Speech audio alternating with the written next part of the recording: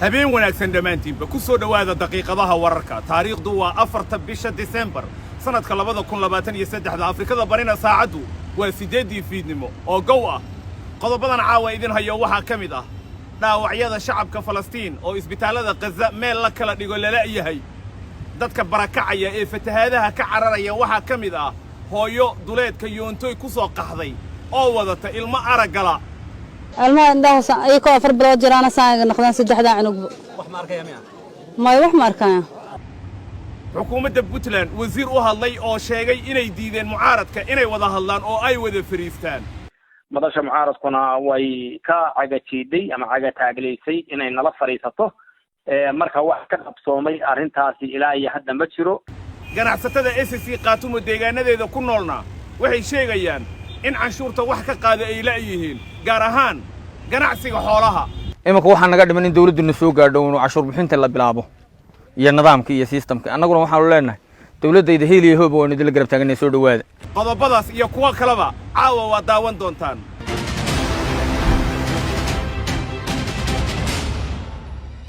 aan ku bilaabay isbitaalada magaalada Gaza ku yaala ayaa dhaawacyada shacabka reer Falastiin meel la kala dhigo la yahay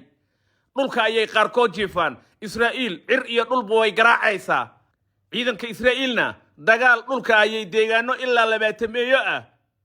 ay hadda ka wadaan kooxaha reer Falastiin ee iska caabinta ayaa iyaguna waxay wadaan dagaal adag shalay ilaa maantana dhowr qof oo saraakiil iyo ciidan caadi ah ayaa halkaasi looga dilay ciidamada Israa'iil duqeymaha waxay u badan yihiin waa kuwa ay Israa'iil wadee deegaanada koonfurta magaalada Gaza kaga beegan magaaladaasi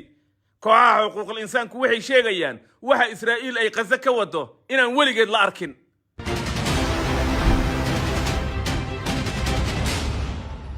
وهجاك ولي واحد صعد بركة يقاها شعب كصوماليات كعررية فتهادها قريوه ذنا كتجية هايضا أداون دونتان وحي وذتا إلما أرجلا يضر رفاتسن أيال سوبت بادية أو دون لقو كيني بنان كدولات كيونتوي قبل كجبضة هوسي وحكسب بركة نفتاخور بيا ألعابتنا غخادين ألعاب موضن وها هايسن مالي وعرفاتسنها هدا حاولت لح عرور الماء ده يكون أفر بلاد جيران ساعة نخدم سجح ده عنق ما يروح ماركان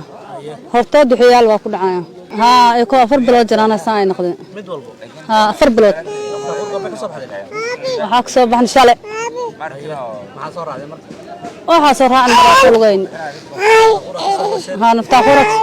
ها حال حاسب ورن قام الله دكتور سؤال ساعة مركي هذا قام إيمان ها دونت ينقص وخاد الحمد لله هذا ما شانا جوجنا بلشوا حق عتسا قرقار إن المهاد اللي داو اللي هلا اللي داو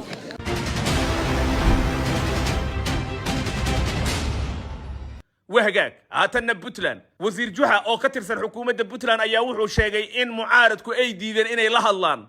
وزيرك أو يسوقو هوشان لوهل ساري وحدحادين تيو ودحاجوتك ضلد معارض كديدن قرشاها حكومة ده أي مرو هالوحو شيء إن معارضكو أي كجاب صدين إني وذا فريستان كان وذا هاللان وحال إسكو هيو guddiga yagii waxa la magacaabay 27 bisha November ma la magacaabay muddo hadda 7 beri laga joogo 7 berina waxaan isku daynay inaan wada hadalkii furo oo dhinacii naga soo jeedaan la xaajoono madasha mucaaradka nooma aysan suurtagelin madasha mucaaradkuna way ka cagajiiday ama cagataagileysay inay nala fariisato marka wax ka qabsoomay arintaasi ilaa iyo hadda ma jiro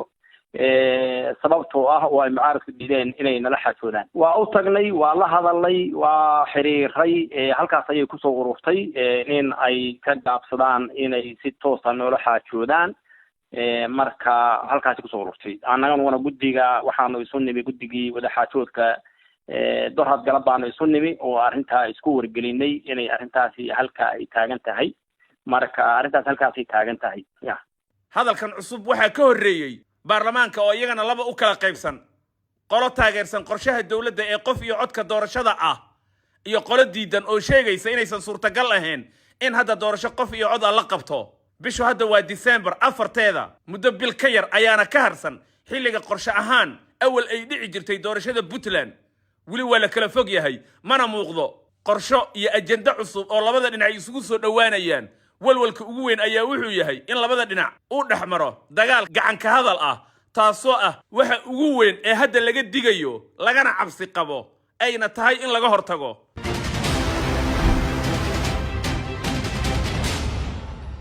wahagaag aan garowe ka soo tagno xagga iyo laascaanood aadno SSC qaatumo canshuur qaadis bay bilowday shacabka ayaa qayb ka ah oo sheegaya inay diyaar la yihiin canshuurtan dawladda ay qaadayso gaar ahaan suuqa xoolaha lagu kala iibsado ayaa ganacsatadii waxay la soo taagan yihiin noo imaada oo naga qaada canshuurta odaygan ayaa ka mid ah oo fariintan cad diraya waxa weeye awl dadku ama dibadha u carara ama baadiyaha ba u carara ama gobolada kale ha u cararaan waxa weeye dadku magaaladu ka maqnaa sababta uga maqlaayeen Soomaaliland baa laga cararay oo la diidanaa waan la rabin waxa weeye gobolada kale nooma soo gudbi jirin waxa weeye nin haysto oo macna laho iminka wax haysto dibad jira ma iimaan karin waa lagu dilay waa garsooma waxa weeye afa ila Muqdisho hadda laga yimaada garowe laga yimaada magaaladii dad bay qaadi lahayd meel walba meherad baa laga dhigay waxa keenaya meheradii baa batay dadkii baa farbatay waxa weeye isbedelka geela kiciye ee heerka gaarsiiyay 900 ama 850 waxa weeye dadkii baa alxamdulillah rabbil caalamiin magaalada foondaafi waad aragtaa 200 halaad barunduda meesha waxna way xareysan waxna dibadda hoganaya marka de ilaahay mahadi baanu leenahay imika waxa naga dhiman in dawladdu soo gaadho oo cashuur bixinta la bilaabo iyo nidaamka iyo systemka annaguna waxaanu leenahay dawladayda heeliye hoob oo nidil garab taagan soo dhawaada oo noo kaayo cashuurta qaada oo dadka u shaqeeya iyo deegaanka halkankii deeylay waxaan marayso nimanka kala huleelay kala tagnay ka adkaan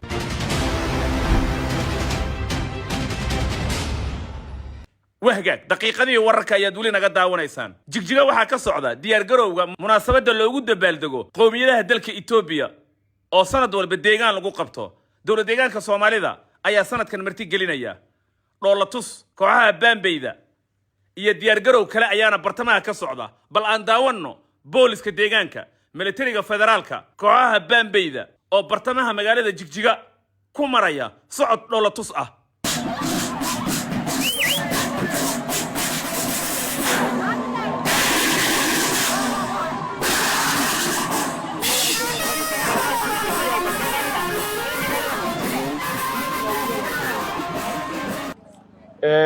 sida aad la socotaan diyaar garow bilowday sanadkan 2016 bilowgiisii oo aan u diyaar garoobayna xafladda 29 hidhaar ayaan diyaar garowgeeda ku jiray qaabkii amniga loo sugi lahaa iyo istiraatiijiyadii aan isla wadnay baryahan oo dhan ciidanka booliska iyo ciidamada federaalka ee kala duwan marka maadaama oo berri laga bilaabo qulqulkii martida uu iman doono diyaar garowganagii inaan dhammaysanay oo 100% aan dhammaysanay ayaan maanta tusaynay bulshada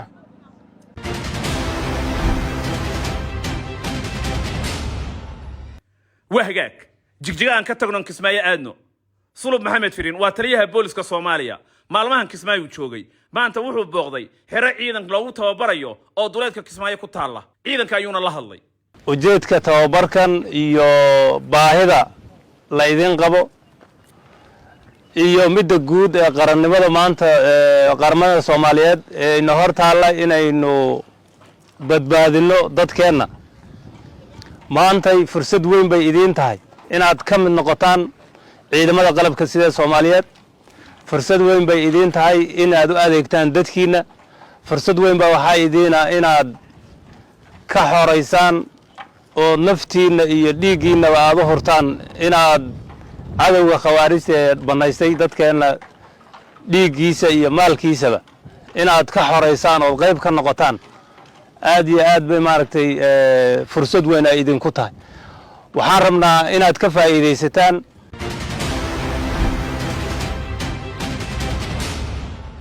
wahagaag haatanna qodobkeenii caalamiga ahaa Faransiiska ayaa soo badbaadiyay 200 oo muhaajiriin ah oo doon ay ku safrayeen ay qalibantay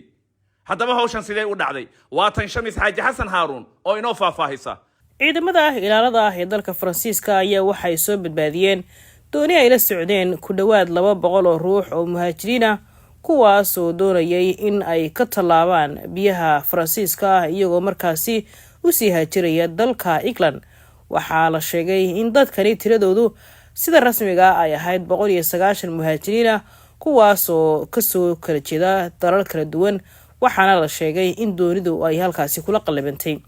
habeenkii Jimcaha ayaa ahayd markii ay doonidu la qalibantay, waxaana la soo badbaadiyay 190 ruux kuwaas oo haatan ay gacanta ku hayso dowladda Faransiiska. muhaajiriintan ayaana la sheegin halka ay ka yimaadeen, balse waxaa la sheegay in ay ku wajahnayeen dalka England halkaas oo la doonayay in si tahriib ah ay u galaan. dowladda Faransiiska ayaana la wareegtay oo haatan gacanta ku haysa.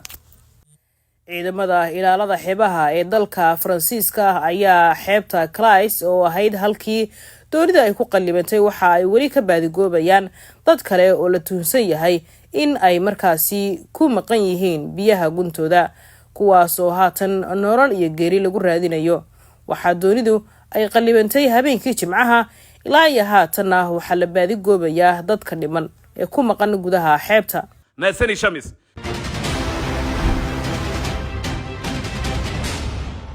daqiiqadii wararka caawa waa naga intaas. waad ku mahadsantihiin daawashadiina. tan iyo kulankeena kan xiga nabadgelyo. faa'iidooyinka adeega e-pesa: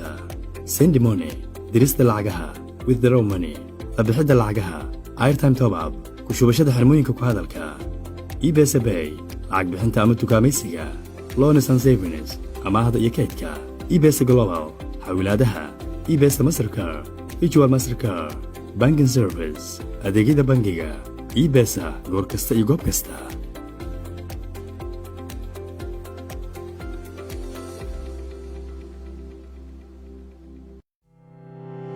macmiil weli hore ma u maqashay application-ka Banana Pay? haddii aadan hore u maqal, Banana Pay waa mobile money application kuu sahlaya inaad si fudud lacag uga dirtid adigoo isticmaalaya taleefankaaga gacanta oo ma baahnid inaad xafiis booqatid. waxaana inoo keentay shirkadda Tawakkal Express oo muddo ku siman 30 sano ka shaqeynaysay nidaamka xawilaadda lacagaha. haddaba halkee ayuu ka shaqeeyaa? Banana Pay waxa uu ka shaqeeyaa dalka Mareykanka, waxaana lacagta uga diri kartaa adduunka oo dhan. Soomaaliya iyo Kenya waxaad lacagta ku diri kartaa adeegyada mobilka gacanta sida Sad, Sahal, EVC Plus iyo M-Pesa Kenya.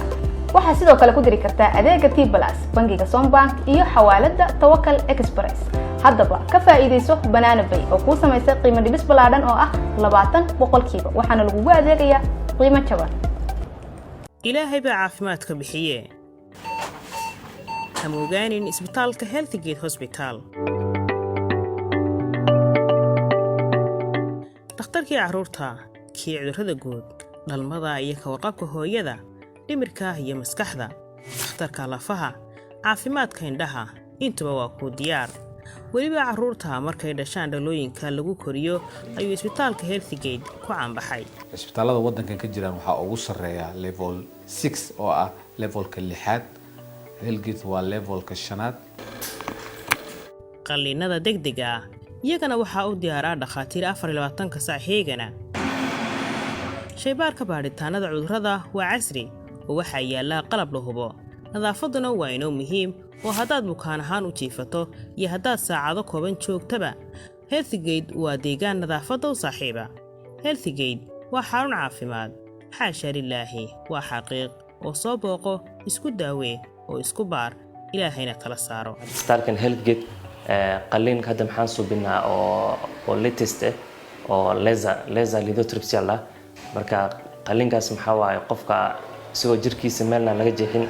ayaa dhagaxaanta laga soo saaraa. hamoogaan Healthgate Hospital oo ku yaala jidka weyn ee xaafadda Islii laga galo soo horjeedka Islii North Police Station, isgoyska ama roundabout-ka Muratina Road.